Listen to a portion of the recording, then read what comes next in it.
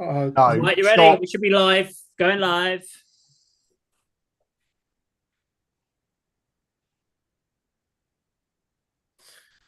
Okay, there we are. We are now live. Welcome to the ADK live stream. It's our first of our planned weeklies. I say planned. It's something we are committed to doing every single week. Oh, really? Uh, News to me. well, hang on. We had this in our meeting. So one of us, well, basically me, will definitely be doing it every week. And hopefully Andy and Kirk will be able to join me every All right. Wednesday. Um, this is replacing Kirk's top 10 album releases, which we've been putting out. So we are going to be talking about the albums that are coming out this week. But not every single album, but just some of the ones that have kind of piqued our interest. We were planning to do some news content anyway on the channel, so we thought this would probably be the best way to do it is in a live stream format. So let me kick in with some updates. So for those that do watch the ADK channel or have been checking out the ADK channel in the past, may have seen that we've put some channel notifications, discussion topics about some changes that are going to happen. I just wanted to clarify exactly what those are. So we started this channel over 2 years ago. Seems doesn't seem like it, but it's over 2 years ago since we've been doing content. And the whole idea that when we talked about this was to do something that could support grassroots musics. That's what we wanted. We wanted to do a YouTube channel. We wanted to really support the local scene, the local bands. But one thing that became really apparent is when we do YouTube content and it's mainstream, like when we talk about Nightwish, when we talk about one of those bands, we get loads of views. And we started off really strong on the channel. And then we did loads of content on grassroots music, which absolutely tanked our algorithm and meant that it buried our channel. So the whole idea for us going forward is we can only support grassroots music in YouTube if we have a strong following on YouTube. So we need to rebuild that. So the big change that we talked about when we met up the other week was around almost splitting up the categories of how we promote things. So our Facebook, Instagram channels are going to be primarily our grassroots scenes. So that's where all of Andy's performance captures from all the gigs and stuff. That's all going to be going on our Instagrams and Facebook Reels. Um, Anything where we film shows like the Metal to the Masses, stuff like that, that again will be Facebook and Facebook Reels, Instagram. So we're going to really try and build the following on there. And obviously Andy's taken on. You may have had a follower request from Andy or from the ADK Instagram recently. So thank you, Andy, for taking that on, because it's one of the areas I've sorely neglected over the last 2 years since we launched it. But yes, they're the two things that we're going to do. And then what we're going to try and now do is focus YouTube on building the national following or international following through mainstreams, so that if we can get a big enough following and get a regular enough viewing, we need to be sitting at every video sort of 10,000 views or above. Then we can throw in some grassroots stuff where we've got that follower base, but we just don't have that at the moment. So that's one of the reasons why we won't be putting all that kind of content on YouTube going forward. But that was the main one. And the other two things that we've got at the moment, obviously, well, sorry, three things. We've got the live shows, which is really important because tomorrow we have our 17th of October show at 6 Bar. We're buried on Sunday for the Hornets, Fry the Badger, and Wolf Smoke. Fry the Badger and Wolf Smoke are coming from, I'm sure one of them's Sheffield. I can't remember exactly with the others, but they're coming far and wide. So please do come down and support these bands. We are doing, you can still buy tickets in advance. We've done really cheap at £4 on in advance. Or if you can't do it on advance and you just want to turn up on the night, we are going to be doing it £6 on the door. So we've actually lowered the prices for both of these. We want to give a big crowd out for these bands, give them some support on a Thursday night in Cambridge. And we have got more events coming up. We've got the 7th of November. We've got Cerebral Scar, Broken States, Acts of Vengeance, and Raise the Devil. On the 5th of December, we've got of Concrete Gods, Dread Beggar, Black Skull Ritual, and In a House of Heartbeats. And then on the 19th of December, we've got Paradise, Forged in Black, Tempest Satan, and Heathen King. So we've got a bunch of great lineups coming up. So please do head on over to our events page, pick up tickets. We've got £4 tickets available on all shows currently. Grab some advanced tickets while you can. And then before I lose my voice, because I feel like I've been talking for far too fucking long, we've got the radio station that is going to be launching in January, which is, I can see Andy's face smirking at me there. I'm not smirking. It's going to be great. It's a good These venture. guys I'm have already been looking given forward a to kind of, you've seen a little bit of an advanced idea of what we're going to be doing. But we're going to have a 24-hour rock station that's going to launch in January. It's going to have lots of content. It's going to have playlists, interviews, live performance content going to be on there as well from some of the shows. All sorts of things going on there. So if you're really interested in finding out what some of Andy's favorite Doom songs are going to be, you can check in for the Andy Doom Hour. If you want to know about the extreme metal, black metal stuff, you can obviously talk to Kirk. Well, actually, you could just talk to Kirk at any one of the gigs. He'll tell you all about it, I'm sure. Or the alternative scene. He'll tell you about alternative bands and the Faith No More Hour. I'm sure there'll be a Faith No More Hour in there somewhere. Definitely go. Mike Patton Hour. Love it. Yeah, and that's our main ones going forward on those ones. Right, so that's everything from the live event and a couple of updates on the channel. We should really talk about news. So we've got interesting news from local scene and obviously some stuff that's been happening in the wider thing. So we need to talk about one thing that's just happened quite recently within what we would class as the Hertfordshire Cambridgeshire scene. So Hot 1-2 made an announcement yesterday. Probably a very ill-advised or badly written ban statement that came through from their channel, unfortunately, announcing the departure of Kev Baker, guitarist from the band. This has probably been one of the biggest fallouts I've seen as far as on a social media platform for one of these announcements. I know we've all been following it, and we're all Kev Baker's got a very strong social media platform, and a lot of people know the Hot 1-2 because of Kev. And I mean, for me, knowing the Hot 1-2, it's when I think about the band on stage, it's Kev and what he does, his faces and stuff like that, that reminds me of that band. They have deleted that statement and have updated it with a further statement about obviously addressing the issue and clarifying that they do understand that it was a badly worded statement. And I guess we will find out in time exactly, probably we'll get to the bottom of exactly why this has happened, what the background behind it is. And I guess we just need the time for Kev to go on to whatever he's going to do, and obviously for the band to move forward. But I know, Andy, because you're close with Kev, and obviously the band, you're well aware of the band, you've seen them multiple times. So this would have been quite a shock when you saw this announcement yesterday. Yeah, I think it's when I arrived home from work about 4 o'clock yesterday. Just opened up Facebook, and Kev's personal account was top of the page, and it says something like utter shock, absolutely heartbroken, and you kind of immediately think, well, I know what this is about. So then I jumped to the Hot 1-2 page and read like a 3 sort of panel statement, which was very uncomfortable reading because it was quite scathing, quite attacking, but without really giving too many details away. It's going to be hard to talk about this really, because it's as you said, it's absolutely exploded. There's various sort of metal groups on Facebook and festivals that Hot 1-2 have been involved in. They've got their own Hot 1 Crew Facebook page and associated chat. Last time I looked, Kev had like almost 500 reactions and 400 comments on his own personal page. People basically wishing him well and sending love and support, because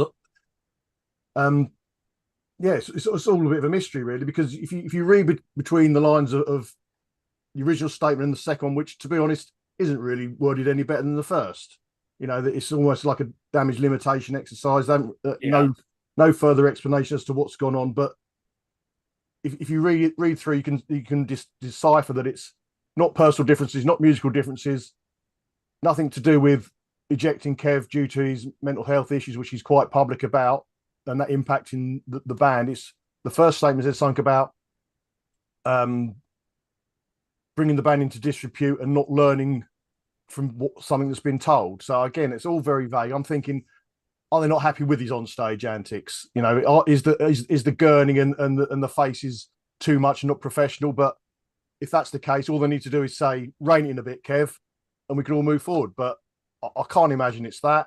Honestly, I don't know what's going on. It's all a bit of a mystery. Massive shock. And, you know, there's been a massive backlash as well that, you know, fans of the band have said, that's it, I'm done. I'm not going to support them anymore. They made a massive mistake. And I agree with those people, to be honest. Yeah, I think it's a difficult one. That's actually, before I kind of wrap this one up and we move on to the next parts of the news, Kirk, because Hot 1-2 has not been a band that you've really paid much to, because it's a rock band. It's not really something that you would normally cover. So have you been aware of what's been happening on the socials? I know you're not really a big social Facebook. I've only seen the corrective statement where they've apologized for the first one. So I had to read between the lines. But can I just clarify, I am a fan of rock music. I don't just listen to metal, and I do like the material that I've heard from the Hot 1-2. I don't think I've seen them live, but I've seen one or two video singles and enjoyed them, the high energy and the shredding guitar solos. It's exciting music, isn't it? I mean, am I right in thinking that I know that they've apologized and said he didn't leave the band due to his mental health issues. That's about as much as we get, really, isn't it? And I don't know if we should speculate or not, but we'll certainly find out over the next few days, won't we? I'm sure. Yeah, I think the problem you've got is you as a band, there is never, if you've done a statement which just said so and so is leaving the band due to personal differences or musical differences, people then go, oh, hang on, that's just a generic statement. But that would have been better. It would have just been better to do a very vague statement saying the Hot 1-2 has parted ways with Kev Baker, and we wish him all the best and we'll be supporting him into his next endeavors. If they'd just done that, it would have been, okay, we don't know what's happened, but we wouldn't speculate. And that would have, but I think what the problem they had was that initial statement, they tried to cover too much detail. And because Kev has been the main vocal point he's been the visual point from the social media side of it that many people have seen. All I can say is when I did like video in for the band, or when we did like Metal to the Masses and stuff, and we captured the band, I sent footage to them. I messaged them on Facebook multiple times, got nothing back on Messenger, got no responses back from the band at any time. Probably 5 or 6 different messages. Messaged Kev. Kev came straight back to me going, yeah, really talk about him. He was really engaging, and that was the difference. So I had that relationship. So I think that's one of the reasons you've got this fallout. So there's so many things you could learn from it, and there could be a whole piece of a discussion about what's the best way to do these announcements, because you've got to announce it. And I think the only other thing that goes against that hasn't helped the band is that obviously Kev had a social media post the very day before about his mental health and how emotional it was that last day of the tour, and that he had almost isolated himself and he hadn't spoken to anyone after the show, and then you get this announcement the next day. So people are starting to put 2 and 2 together and coming up with 5, and that's where the big problem is there for the band. So there's a lot of things they can learn from it. I think it will die down over time, but we're all just going to have to sit back, wait and see if we ever get a real answer as to what's happened here. The band is strong enough as a band as far as their musical content, but it's probably has put a few people's noses out of joint, and it's going to take a bit of time for probably some reconciliation between the two bands and make sure Kev's okay. I think maybe people will be able to move on with the Hot 1-2 after that. But it'll be interesting to see what happens from then. Okay, we're going to go into more international news. So what's going on in the bigger schemes of rock and metal? Andy, what have you got for us? Right. One that I want to talk about is Ozzy Osbourne's former guitarist, J.K. Lee. Oh, yeah. Unfortunately, he was involved in a shooting incident in Las Vegas, which I assume is his hometown. Now, I'm not going to admit to being a huge Ozzy Osbourne fan. I thought you were going to say I wasn't going to admit to doing it. No, it wasn't me. No, I'm not a huge Ozzy Osbourne fan, and I couldn't tell you what J.K. Lee's done in the last 20, 30 years either. But the reason it sort of interested me and sort of concerned me was when I was a wee lad, 10 years old, getting into metal, Iron Maiden and that, the first live performance I saw and the first guitarist, heavy metal guitarist I ever saw play live was J.K. Lee, because BBC Two screened just one show in Salt Lake City, Utah. I remember it very well, and I just remember some sad songs that I knew and some tracks off the Bark at the Moon album, which J.K. Lee recorded with the band, and I was just absolutely blown away with, wow, I'm getting into this world of heavy metal. Look what this guy's doing. He was absolutely incredible to watch. He seemed to me that when he was playing the leads, he went straight back into the rhythm sections of the song without like any sort of drop in the output of what he was doing on the guitar. Maybe he was playing two bits, a bit of the riff as well as the lead bit at the end. I don't know what he was doing, but I just loved his performance, loved his look, and thought, yes, this is what I'm getting into. This is heavy metal. I'm absolutely thrilled. So that's why that sort of piece of news jumped out at me, and I believe there's not really been any updates since the initial announcement a couple of days ago, but I believe he's going to make a full recovery. Yeah. Ozzy Osbourne has announced that he sends him his best, but he's not spoken to him for 37 years. But he sends his love and best wishes, and yeah, so and I wish him well as well. Yeah, I'll just clarify. So it was done at 2:40 in the morning. He was out walking his dog. So it wasn't a shooting that he was targeted. It was a random shooting. He's just someone who is known rather than some random person in the street. Question is, why the hell are you walking your dog at 2:40 in the fucking morning? It's a bit of a crazy time to take your dog out. Rock and roll, don't know. Maybe it's just very, very hot. But yeah, he is stable and is on recovery. So we wish him all the best. Kirk, what you got for us? Yeah, I wanted to mention 10 days ago, Fred Durst of Limp Bizkit and his team have filed a lawsuit for $200 million against Universal Music Group. So I've been doing a bit of research into this. So let me just give you a summary of it. First of all, in context. 4 hours later. Yeah. Well, first of all, context. Limp Bizkit have sold over 40 million albums worldwide, and they have 15.9 million monthly Spotify listeners. So we know that should generate a lot of revenue. Now, their accusations are that Universal Music Group used or deliberately designed to conceal artist royalties so they can pocket the benefits. Limp Bizkit claim they've not received a single cent by Universal Music Group in any royalties, which I find hard to believe. Durst claims he was told that he'd not received any royalty statements because his account was still far from recoupment. So recuperables are when a record label, they're like a bank, they advance you the money, don't they? And then they will often take it back through royalty payments and publishing rights. And they say that they've advanced Limp Bizkit $43 million over the years. So they're nowhere near full recoupment. But the interesting thing is, in August, they did actually pay out over $1 million to Limp Bizkit. And their parent company, Flawless Records, also received $2.3 million. And the executives at UMG, Universal Music Group, basically blamed it on an error with new software. So shoddy accountancy. It's like, oh, actually, we do owe you some money. Now, I just want to put this in perspective. Universal Music Group, because we're thinking, how do you make money in an era where nobody buys albums? So their revenue for the second quarter of 2024 was 2.9 billion, and that's an increase of 8.7% year on year. According to their annual report, Spotify was responsible for 19% of Universal Music Group's total revenues in 2023. So out of 12 billion that they made in 2023, 2.28 was paid to them by Spotify. And then final stat, Universal own 6.49 million shares in Spotify. So that's an equity position of 3.3%. So you can see that they're already making up 19, nearly 20% of revenue. So the money's there. I think what stands out for me, Dave, is that they're saying, well, they've already advanced Limp Bizkit $43 million over the years.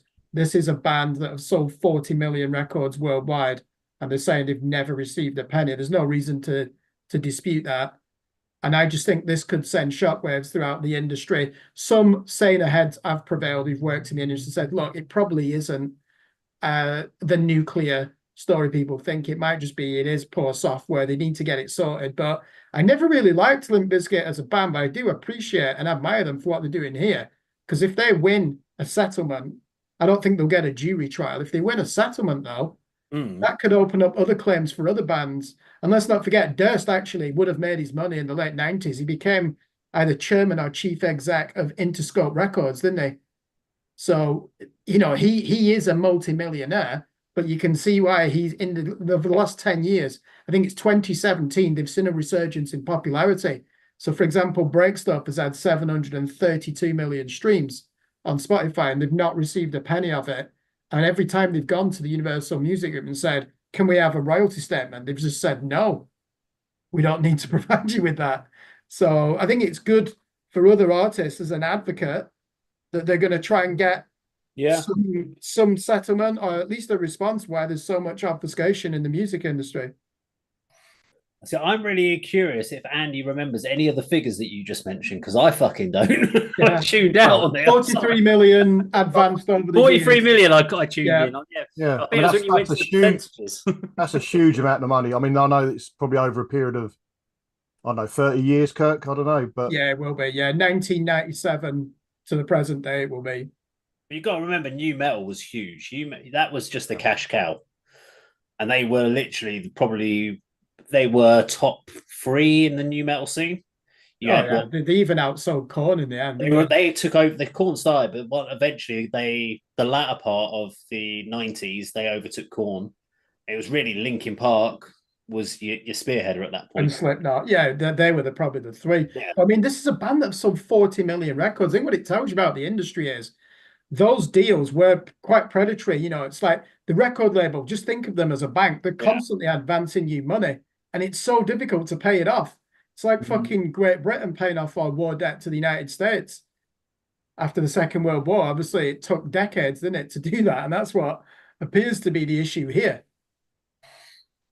Okay.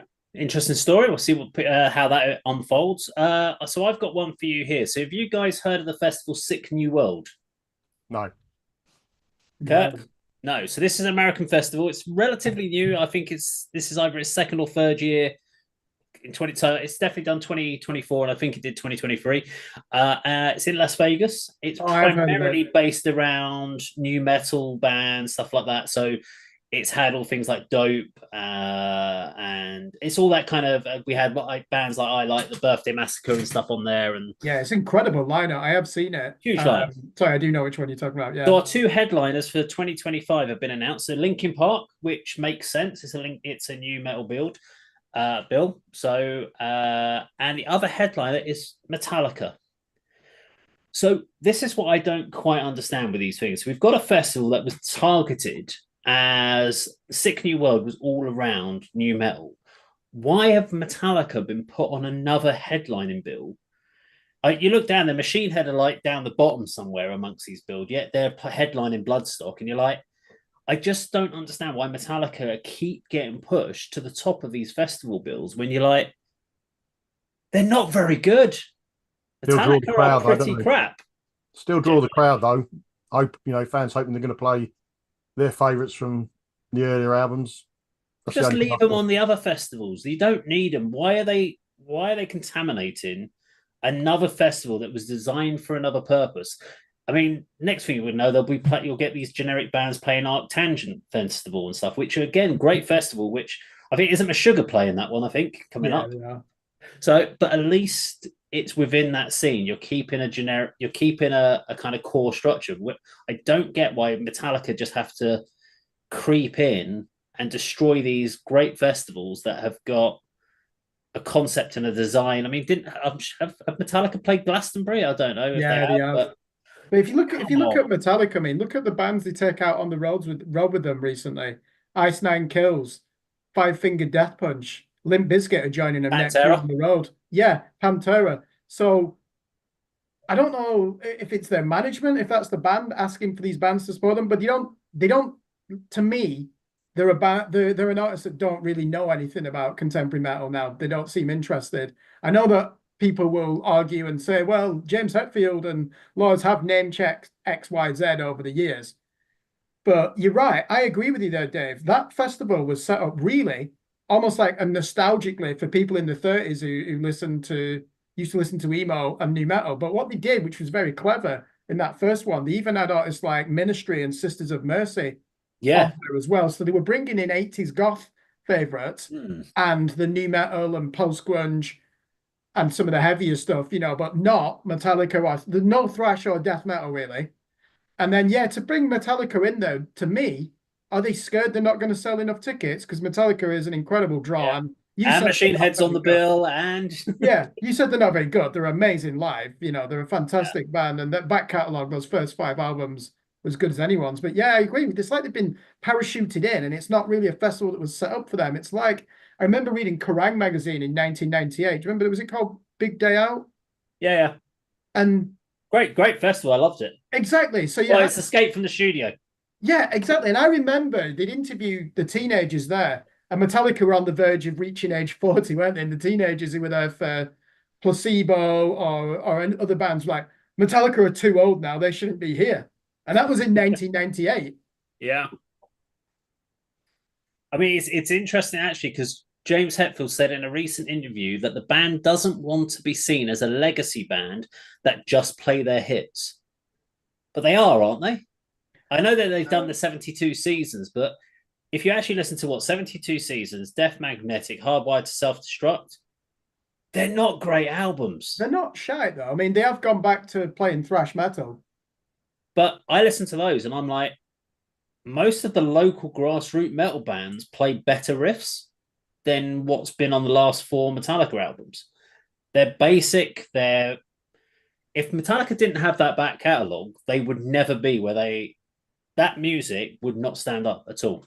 There are things that militate against them, though. You never expecting Metallica to start using 8-string guitars. I mean, it's controversial when they downtuned their instruments for Saint Anger. And the other thing is, they're a band that are just known for having bass, drums, and guitar, and occasionally they'll bring in an orchestra. They're never going to like put keyboards or synths or anything like that in their music. So I think they're limited to what they can do anyway, aren't they, with the materials at hand? Yeah. I would rather they just do what Slayer have just done. Slayer are doing 3 headline shows. They've done, 20 songs? And they've categorically, Kerry King has said, will they write a new album? No. Will they go on tour? No. Will they play a few more occasional headline shows? Yeah, maybe. For 7-figure sums? Yeah, definitely. Yeah. I'm fine with that. And I wish Metallica would do that. Just come out, play some big shows, play your hits, do a Maiden. That's what we want from Maiden. They're coming out with their thing. They're going to come out and do some big shows. That's what we want from you. No one actually gives a shit too much about what you're writing nowadays. But we want to see classics. Are they a legacy band now, Metallica? I think they are, and they should stick to that. I don't see them writing anything that's that interesting compared to modern metal. And even bands that are doing classic fresh sound, the classics are better. Personally. Go on, Andy. Yeah, I mean, first of all, Metallica albums are pretty much the only ones I've ever listened to. We did cover one from 72 seasons on the channel, I think, but certainly wasn't impressed by that. So if I had the opportunity to see them, I'd want a legacy show. I wouldn't be interested in anything from Death Magnetic or Hardwired or whatever the other albums are called, to be honest. But yeah, I'd love to see Creeping Death and For Whom the Bell's Toll, those kind of tracks, Yeah, I agree. Slayer, Maiden, happy what they're doing as well. I would be. What word am I looking for? I certainly wouldn't be interested in and eagerly anticipating a new Iron Maiden album. As big a fan as I am, but they haven't done anything that's impressed me recently. We've talked about my views on Senjutsu. Book of Souls was a decent return to form. The ones prior to that, couldn't tell you any tracks from Matter of Life or Death, for example, Final Frontier, terrible albums. But if I had the opportunity, I'd go and see this. What's the new tour called? Run for Your Lives or something, for up to Fear of the Dark, I think they're doing. Have a look at yourselves and think, what's best for us? What's best for the fans? What's going to fill the coffers? Let's do that. Let's not spend £1 million on a new album, because it's not going to, the hardcore fans of all these three bands we're talking about are probably going to absolutely lap it up and buy every edition available. But sort of occasional fans and sort of people new to the group and not necessarily going to latch onto new material from Slayer, Maiden, or Metallica. Well, the worst Dave, part I don't about see it, them as comparable, Slayer and Metallica. Sorry, you first. so I was just going to say, the thing is they put out a 10-track album, 12-track album. Are you going to want to hear, unless there's something amazing on that album, are you going to want to hear that live with them having to then drop one of their classics? They're like, we're not going to play Creeping Death tonight because we're going to play something off of 72 Seasons. I'm like, no, can you play Creeping Death? That's what I want to hear. I want to hear your classics. I don't want to hear you playing all your new album unless it's freaking amazing. And it's going to have to do a lot because you've got a great back catalogue. See, I don't see Slayer and Metallica as comparable. I'll give you my reasons. Slayer are not a multi-platinum band or regularly putting out albums that sell millions. They have sold millions when you aggregate them all together.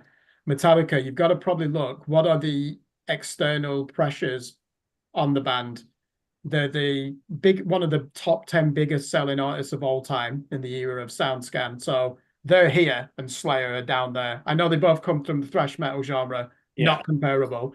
And I think when you've got a band like that, even in the era where people don't really buy records anymore, Metallica could probably still shift 1 million vinyl units, which is incredible. It's like Taylor Swift standard, the level of engagement that the fans have.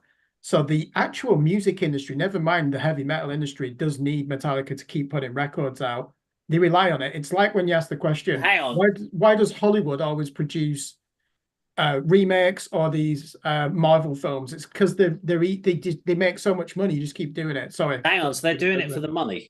No. I said you got to look at what external pressures might be on the record company wants the money. Not necessarily that as well. I think because they actually own most of their rights, so they probably actually own most of their publishing rights anyway. They're in a strong enough position. So if they're selling 1 million vinyl, what you're saying is Metallica are doing it for the money. And they don't need the money. No, it's not about that. When I say external pressures, that doesn't necessarily, like you said, they own the publishing rights. I think it's when you get to that level of commercial success, that it's an event within the music industry. And while you're still able to do that, you are going to keep putting out fresh material. And when we go back to Slayer, they've never been in that position. They've never been an event in the industry outside of heavy metal. Whereas Metallica are up there with AC/DC in terms of record sales. But the one thing that Slayer have done is they've ensured their legacy as a band. So they left when they left. They've come back to put on a few shows through pressure, whatever, or people have gone, look, we really want it. They come out, they do the occasional show they've put out, and you will always know Slayer as that band that delivered. Metallica stopped being that band that delivered in the early 2000s, 90s. So, and what they've done is they've tried to cover that up by putting on bigger and bigger stage shows. But when you just break it down and just watch them playing on stage, you're like, they're not the band they were in the 90s as far as the intensity, the anguish, that's impossible. Look at their age. But they've lost like when you see AC/DC going around on the stage, at some point you should just stop because you're destroying the heritage of that band, what you were known for. Pantera did that for me with the reunion. It's great for the new people, but anyone that knew the original, kind of seeing Dimebag and stuff on stage, seeing them kind of trotting it back out again. And I guess with Iron Maiden, I was watching some of the videos from Iron Maiden stuff, and I'm like, it just doesn't feel right. You're not giving that level of show. You're trying to do more to try. They haven't got the energy to do that level of show. And I really don't want Metallica and these other bands to turn up to be like the Rolling Stones and Keith Richards coming out and you're like literally pulling him out of a coffin to put him in front of a thing just to sort of play. That's what they're going to get to. And you're like, you're destroying your legacy of a band. You've just gone past your sell-by date. That's a good comparison, by the way, Rolling Stones. But I think, you said AC/DC and Metallica. The fear there is they're bigger than rock or heavy metal, aren't they, these bands, those three just mentioned. I think their fear is if they do become a legacy band, that is their exit from history as a pop culture phenomenon. And it doesn't keep them awake at night. I'm sure it doesn't. But what I'm saying is the identity is bigger than the band. So the fan base is so huge. They would probably see that almost as a betrayal. It's like, why are you not writing any original music now? Why have you stopped doing it? You might as well split up.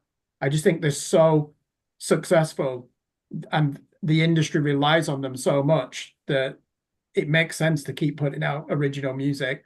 But as you said there, Dave, if there's a diminution in quality, they shouldn't be doing it. That's your fear, isn't it? Well, I used to sit there when they did like load reload and stuff. There was that anticipation of a new album, then Sent Anger, which kind of tanked. But then you had Death Magnetic after Sent Anger. You're like the anticipation.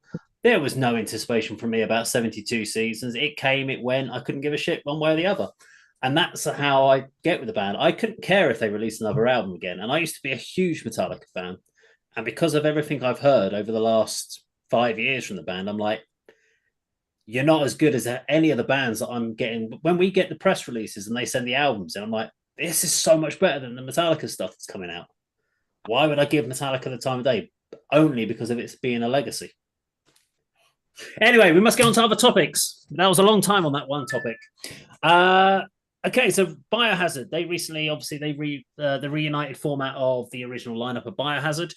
They have signed a new record with a new record label, and they have a new album due out in 2025. So that's big news, I guess. Big Biohazard. Well, was quite a big Biohazard fan for the earlier albums, and loved Punishment and Tales from the Hard Side. Tales from the Hard Side. Yeah, all that sort of stuff. So I love that. So I'm really intrigued to see what happens there. Original lineup formed back last summer, I think. It's been a while, but it's the first time they're going back in with recordings. They reformed for touring. But it was really weird. What's the bass player singer's name? Evan Seinfeld. That's it. And back in the day, the big hair, the stocky, and then he comes out, and you're like, "That's not him." They're like, "Where's his hair gone? What's going on here?" And he's slimmed down, but still, I'd say athletic rather than he's toned. Yeah, I've absolutely loved Biohazard back in the day. Up till New World Disorder album, brilliant. Loved them up to then. Got a few albums following that, but I don't think I've given them much airtime. And then there's a few without Evan as well. But yeah, Biohazard. When again, you get into these bands in such different ways. Back in the day, there was I don't know if it's a cover Metal Hammer VHS video or if it's one I purchased, but it's like a magazine. It's like a TV program on a 90-minute VHS video, and they had an interview with Biohazard. This is before they released their first album, and they done what's the song? Oh, I should know it. They done one of their classic early tracks, sort of live in the studio. I thought, fucking hell, this is great because it was so different from like Iron Maiden, AC/DC, Metallica. That's what got me into Biohazard, just the attitude. And I just remember them saying, I think it's Bobby Hamble saying about playing live. You got to do the best you can live. You got to have a decent recording, but you got to do the best you can live. Yeah. If you've got a really, really good recording and you suck live, that's not good either. Just these things I remember from 30 years or so ago. But yeah, Biohazard, good to see them back. Bobby's the lead guitarist, isn't he? Yeah. I want to see you do something spin next time on Nomadic Rain. And spitting into the crowd. No, I won't be doing it. Going nuts, yeah? I could see you doing some of that. When you're flipping the bird at people, you can do some spin dancing. That's his style as well, I'm sure. Because who's the guitarist? It's Billy something, because on Billy Graziel, something like that. For some reason, I was about to go call him Billy Corgan, and then I'm like, no, he's definitely not in. That's Kirk's, mate. Smashing Pumpkins legend. I'd love to see him playing with that. That'd be an interesting one. What else we got? Kerry King made a weird statement. He's put out a statement that's saying that he would like to see Dwayne "The Rock" Johnson to play him in a movie about the band. Is he on crack? Is that even news? I don't know. It's weird. Something. It's just sort of. There's a visual similarity there, I think. Bald. Okay, well, you're going to play Kerry King then in the movie. You're closer. We'll just stock you up a bit. It'll be fine. We'll get some tattoo around the side of your head. Maybe you can do that as your fancy dress costume this year. Yeah, good Kerry one. King. So yeah, I thought that was an odd one. Floor Jansen has also announced that she will be doing a tour, a music and spoken word tour of the Netherlands in 2025. The reason I brought this up is obviously because Nightwish are not touring.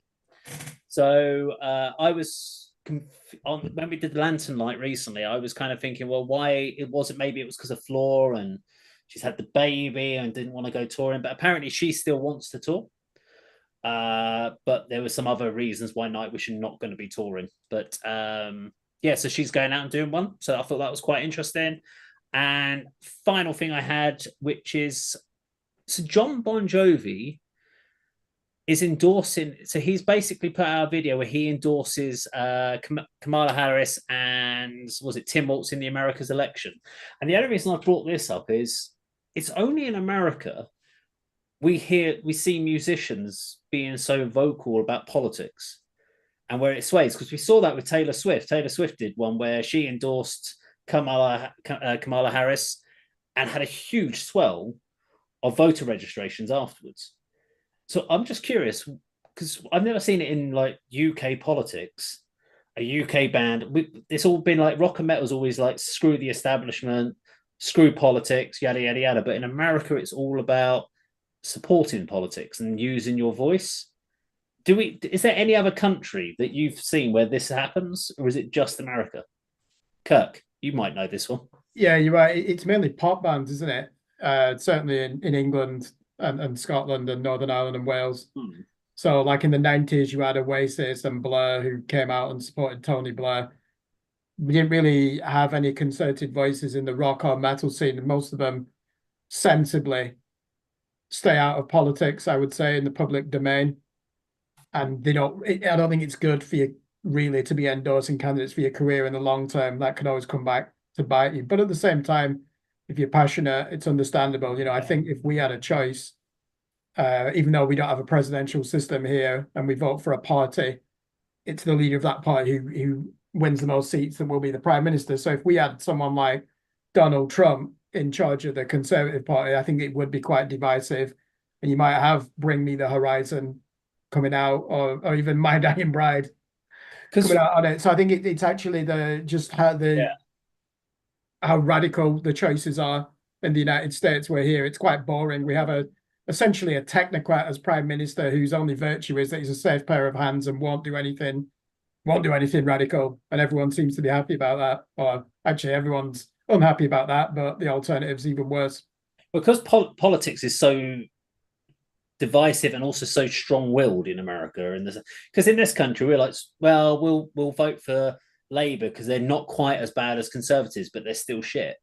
That's kind of our mentality with politics in this country. It's which is the least shit party to vote for. Not because we think any of them are any good. We all think all politicians are just crap in this country. They're all rubbish. But in America, they truly believe that their parties, the Democrats or the Republicans, are going to do something that are going to make their life better. So could it be seen as someone like John Bon Jovi goes, do you know what? If I put out about I'm supporting Democrats, that's so many millions of people that potentially are going to go, I like that. He's supporting. I'm going to go check out his music, even if I've never checked him out before, because this music. And is it actually that they get a musical boost by doing this? I don't think we should question their integrity. If you're going to come out and put your neck on the line and explain the reasons why you're advocating for one of the presidential candidates, surely you're doing that because you're passionate. I mean, we know that John Bon Jovi, New Jersey, one of the most famous songs is about a union being on strike. He's obviously influenced by Bruce Springsteen, isn't he? The boss, that's his hero. So I don't think anyone's surprised that he comes out in favor of the Democrats.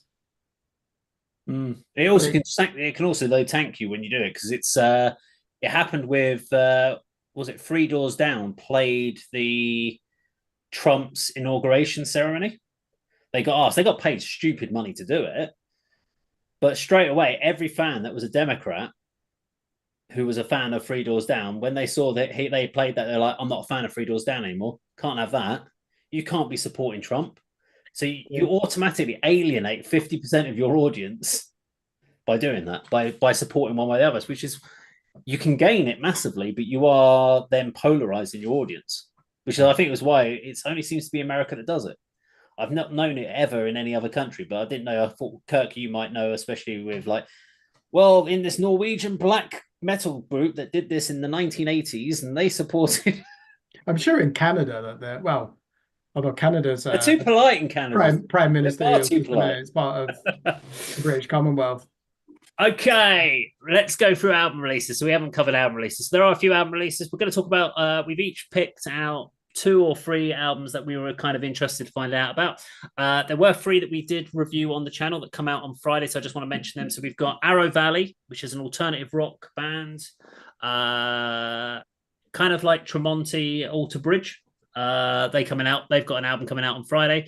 Deserts of Mars, which is kind of stoner doom, that's out on Friday, and the band Star Crazy, which is kind of like bit glam rock, bit hard rock. They've got their self-titled album coming out on Friday as well. So they've all been reviewed on the channel. Let's get Kirk, because Kirk, you've probably gone into a lot of detail on your albums that you've picked. So what 2 or 3 have you picked? Have you for this week? Get mine out of the way. Damn right. We'll see if we have 3. any time left for me and Andy to talk afterwards. Yeah, no, I have chosen 3. So the first one is the London post-metal progressive rock band Dawn Walker, and they're releasing their 6th album. So this is a band that's led by a musician called Mark Norgate, and it's a revolving collective of musicians on each album. It's rumored that it could be the last one. It's also got Luke Fabian of Pupil Slicer drafted in on bass. And their 2020 album, Ages, is one of the best albums of the decade for me. So they're a London musical collective, Dawn Walker. The album's called The Unknowing, and it's a self-release. The second one, the band Immortal Bird, and the album's called Syncarentia, extreme metal from the USA. It's on the label 20 Buck Spin, album number 3, and follow-up to their critically acclaimed 2019 album, Thrive on Neglect. Some of you might know the lead vocalist, Ray Amity. She's also a drummer, fascinating person, great musician. And I always say, what is their music? Black and post metal, sludge grind, extreme metal. There's so many things going on in the mix. So I know that that's definitely going to be getting a lot of attention. And then the big name release for me is Jerry Cantrell of Alice in Chains, solo album, I Want Blood. And just listen to the people who've collaborated with him on this. You've got Duff McKagan of Guns N' Roses, Rob Trujillo of Metallica, Gil Sharon of Stolen Babies and Dillinger Escape Plan, Mike Borden of Faith No More is on the drum stool, and Greg Puciato from Dillinger Escape Plan and Better Lovers is also the backing vocalist. So it's an incredible lineup. 4th album of his career. I do remember buying that 1998 debut solo album, Boggy Depot, because we thought Alice in Chains were over, didn't we, in 1998? So we had to buying his solo album was the nearest thing you could get to them. So looking forward to that. I have listened to the first single, and it didn't quite blow me away, but he's such a great songwriter, and I'm a huge fan of Alice in Chains. So I've no doubt this will be quite impressive. He's one of my all-time favorite guitar players as well. Okay, because I also had Jerry Cantrell, so that album was one of the ones I picked out as well. As you mentioned, 4th solo album, and it's been 3 years since his last one. What's interesting to me was the last Alice in Chains album was 2018, so it's been 6 years since they've done an album. So you kind of start going, well, hang on, as probably the principal songwriter of Alice in Chains, why are these songs not going towards Alice in Chains? Why are we not getting? They've not said that Alice in Chains are on hiatus. They've not said they've split, but he's off doing the project. Now, the stuff that I've heard off of this album, it is very Alice in Chains. There's a lot of Alice in Chains in there. So I'm surprised it doesn't feel like it's a completely different direction. So why has this not gone into an Alice in Chains project? What's stopping that from happening? Because I'm sure there is a lot of people, if it's been 6 years, why are we not getting that? Because I'm sure if you put it out as a Jerry Cantrell solo album, it will get so many streams, so many listens. If you put it out as an Alice in Chains album, it will get a lot more views. It will get a lot more context. So it's an interesting reason behind it. And I'd have liked to have understood a little bit more about that, what's going on with them. But yeah, looking forward to that album. Swallow the Sun, are dropping an album called Shining. So Swallow the Sun, it's a Finnish death doom band founded in 2000. We knew this. Did I just nick one of yours there, Andy? So this is their 9th album, and the last time I saw this band, as far as videos, was back here. Well, I think it was 2021's Enemy, and at that time it was one of those ones that did. I'm not a big Death Doom fan, but this was one of the ones I was like, actually, do you know what? This isn't a bad little track. So I'm curious, not massively looking forward to as far as like I'm anticipating it, but I'm actually curious to check this one out. while we're talking about this one, so Andy, this was on yours as well. So why was this one piquing your interest? Purely because there was such slim pickings on the Loudwire release calendar for this coming Friday. I don't know if you're looking at other sources or not, but that's I picked two from Loudwire. Swallow the Sun. I don't know if we've covered them on the channel or not. I've got a feeling we have. I might be wrong, but I certainly love their 2015 triple release, Songs of the North. Covers the whole spectrum of this band's output. I think absolutely brilliant album. They're described as sort of dark progressive at the moment. So certainly, one disc is dark progressive, one's almost funeral doom, and the other's a little bit more up tempo from both of those. But yeah, I picked this one out purely because it's the only one of the few bands I'd actually heard of, and that I might be even slightly interested in. But what's interesting is the main man. What's his name? I'm not going to. Yuha Ravillo. He said he didn't want to make a follow up to Moonflowers because it just took too much out of him from a creative point of view. It sort of absolutely almost destroyed him with the sort of the creation of that and recording that particular album. It's not one I'm familiar with at all, but yeah, I if I was to pick it, that's one of my picks purely because it's a band that I have an interest in from having the previous album, and also from being one of the few genres I actually listen to on a regular basis. So, did you have any other ones that you picked out for this week? Only Funeral, which again, the Season of Mist band. Season of Mist band, yeah. Again, I've heard one of their albums, which sort of is bandied around on the sort of Doom Facebook groups as being like an absolute classic of the time. So I did check that out. I can't remember what it's called. It's got barbed wire across the sleeve, if I remember rightly. But it basically didn't live up to the name of the band. I was expecting something a lot slower, doomier, more funeral doom like, but it was sort of pretty standard doom. And I don't really know too much about this new release album either, but though the only two that sort of jumps off purely because, as I'm sure you remember, Dave, from one of the comments from one of our viewers, that they've never known someone who reacts to music videos on YouTube to have such a narrow-minded view of heavy metal, and that was me. So. So that applies to trying to pick new releases from the Loudwire album release calendar. I thought you'd have gone for what's it called, Ensiferum, and they're out Winterstorm. Yeah, I thought Andy would have gone for that. They're Viking black metal, aren't they? I've never heard of folk metal. Yeah, like folk metal, thrash folk metal. Yeah, again, not my thing, but they're one of the few that I'd actually heard of being released this week. Well, the only one, my last one I had was a band called Fate. It's a Danish rock band. What intrigued me about this one is it's a band name that I've heard. It's another one of those band names that doesn't really tell you much about them and doesn't make you instantly want to check them out. But the reason I've got it's their first album in 11 years, and they've been going since 1984. So I'm like, if they've been going for that long, they've brought out a new album after 11 years, is it a revival? Is it a return to form? It's one of those ones that I don't know anything more about the band, but I actually am intrigued to check the new album out, because if you're going to bring an album out after 11 years and you've been going that long, you've been going 40 years. Should be good. I've got to check out you've got to have some sort of longevity, even if it's a legacy and you've got a bit of a good back catalogue, but I've got to check it out. So that was my third one from this week's pickings. Apologies to all the other bands that we didn't pick out, but for whatever reason, you didn't pique our interest, unfortunately. Hey, just a question to you. You said you're interested in this new Fate album. I know, and it's well documented, you're not a streamer. You do use Bandcamp.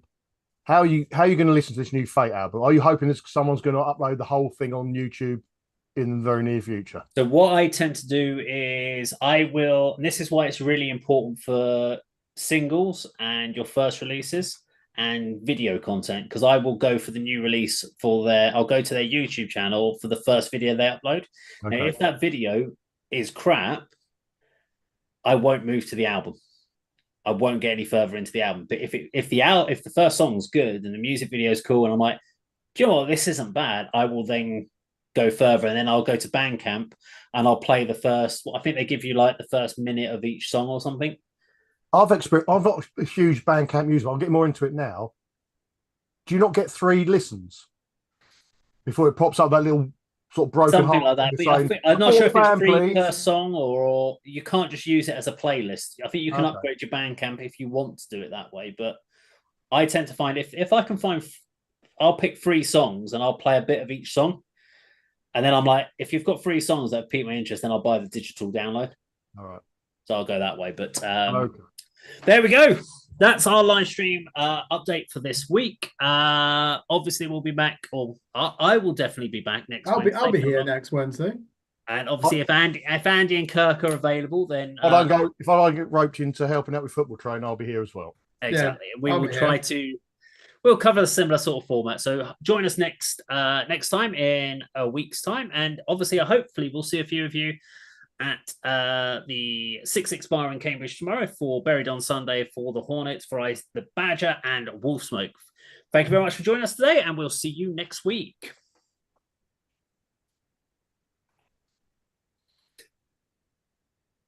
Done.